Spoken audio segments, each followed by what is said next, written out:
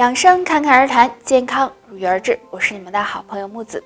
肌肉量不足会导致四肢无力，身体很容易疲劳。当我们肌肉量上去了，身体会变得有活力，新陈代谢也会加快，身体的抵抗力加强。所以，我们平常生活中应该加强身体锻炼，增加肌肉量。那么，我们在增肌的过程中，可以吃什么食物进行辅助呢？牛肉的营养价值很高，牛肉里面含有一种肉毒碱。它可以代谢掉多余的脂肪，而且呢会产生一种氨基酸，对增肌有很大的帮助。增肌需要大量的蛋白质和维生素 B6， 牛肉里面呢有增肌所需的这两种营养元素。它可以增加身体的新陈代谢和蛋白质的需求量。那平时饮食中，我们可以把牛肉水煮食用，最好选用牛腱子部位的肉，然后加入去腥的香料，用清水煮熟。注意煮的时间不要太长，避免破坏里面的营养成分。如果实在吃不下水煮的，也可以把它煎熟，增加一点食欲，可以呢有动力继续坚持。但是不要使用动物油，用橄榄油代替。那经常锻炼身体，增加肌肉的含量，可以预防关节炎、骨质疏松的问题。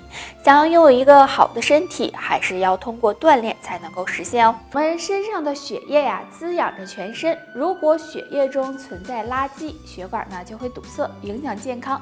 那今天木子给大家推荐几种血管的清道夫，经常吃可以让血液干净，血管更健康哦。海带中含有一种胶质，这种物质可以和血液中的有害物质结合并排出体外，对清理血液垃圾有帮助。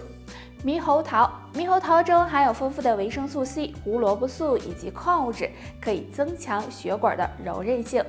黑豆中含有的不饱和脂肪酸和纤维质能促进血液循环，对保护血管有帮助。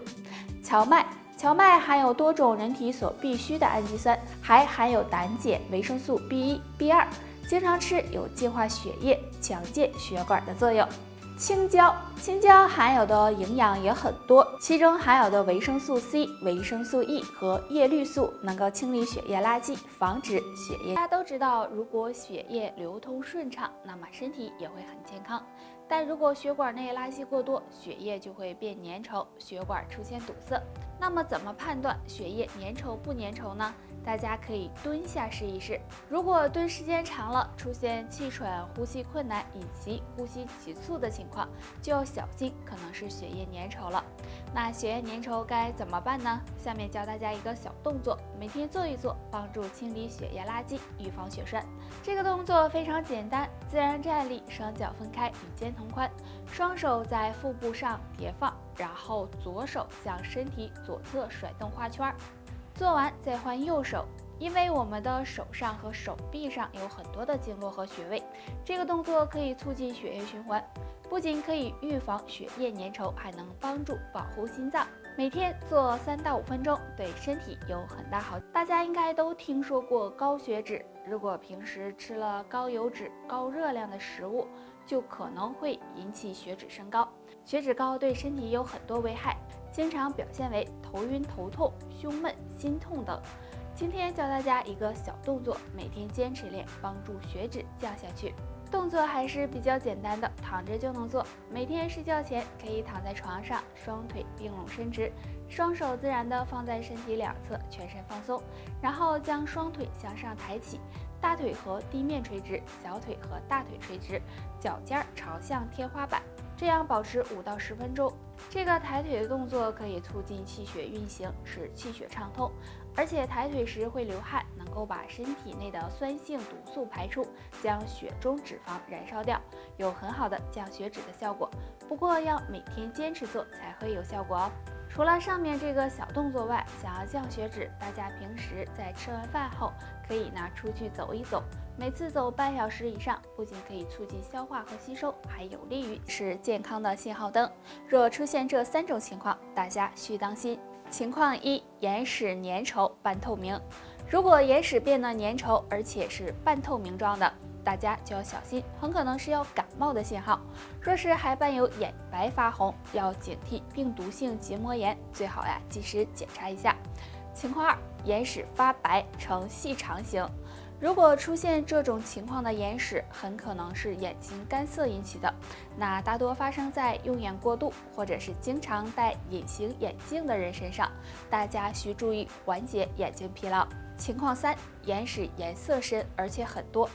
大家早上起床后，如果眼屎很多，感觉都粘在一起了，而且眼屎颜色还很深的话，这可能是肝火旺的表现，大家需要及时养肝，可以多喝水，少熬夜，多吃一些可以降火的食物。所以，当出现眼屎的时候，大家可以观察一下，如果发现异常，最好先检查，不要乱用眼药水，以免给眼睛造成伤害。阳气对我们很重要，如果阳气不足，身体就很容易生病。阳气不足的人会有2个表现，别大意了。表现1，免疫力下降。如果体内阳气不足，那么人的抵抗力和免疫力也会下降，很容易生病，尤其是感冒。如果经常出现这种情况，就要注意了。表现2，怕冷。当人体内阴阳失衡时，经常会出现怕冷的情况，尤其是冬天，手脚和腰部等地方都容易发凉，这时就要小心是体内阳气不足了。那阳气不足该怎么办呢？下面教大家一个小动作，对养阳气有帮助。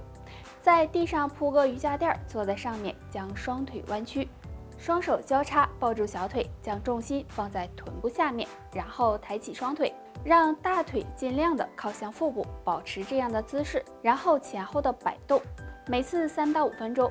这样滚动背部可以帮助疏通气血，滚动的时候背部发热，阳气也会生发，有很好的养阳气的作用。大家可以坚持做一做。水是生命之源，我们每天都要喝水，但是有的人刚喝完水就想排尿，这是怎么回事呢？正常的排泄是可以将我们体内的毒素、垃圾排出去的，对身体健康是有帮助的。而当你喝水量过多或者是过快的时候，就可能会出现喝完水就想上厕所的情况。其实这并不是肾脏出现了问题，但如果不是这个原因，那就要注意2个问题了。第一，膀胱括约肌太松。通常情况下，我们的膀胱是有弹性的，可以储存很多的尿量，所以当饮水过多的时候，不会立刻出现尿意，但如果膀胱括约肌太松，那么喝水的时候就会有想去厕所的冲动。通常这种情况会发生在孕妇身上。第二，膀胱天生比较小。有些人的膀胱天生就比较小，所以当喝水的时候就会有想排尿的情况。所以大家出现这种情况时，尽量不要憋尿，要不然很容易增大膀胱，对健康不利。那上面的这2个原因，不知道你了解？对于奶茶是很多女孩子的热爱，但是你知道奶茶存在很大的健康隐患吗？一天1杯奶茶的人，身体会有什么变化呢？下面我们一起来看一看。第一，使人加速衰老。因为现在的奶茶中添加了很多食品添加剂和糖，如果长期饮用会使人衰老加快。除了奶茶，还有一些甜食也是衰老的加速器，大家要注意。第二，使人发胖。大家都知道奶茶非常好喝，所以很多人经常喝。奶茶中含有的糖分，如果喝得太多，也会使人发胖，尤其是女性朋友，如果不想发胖，那么最好少喝。第三，增加患心血管疾病风险。奶茶属于高糖、高油、高热量饮品，如果摄入过多，会加速体内制造胆固醇，时间长了会增加患心血管疾病的风险。所以爱喝奶茶的人最好管住自己的嘴，不要长期喝，要不然给身体造成伤害就得不偿失了。好了，本期内容到这里就结束了。大家还想知道哪方面的养生小知识，可以在评论区给我们留言，我们会在第一时间给大家解答哦。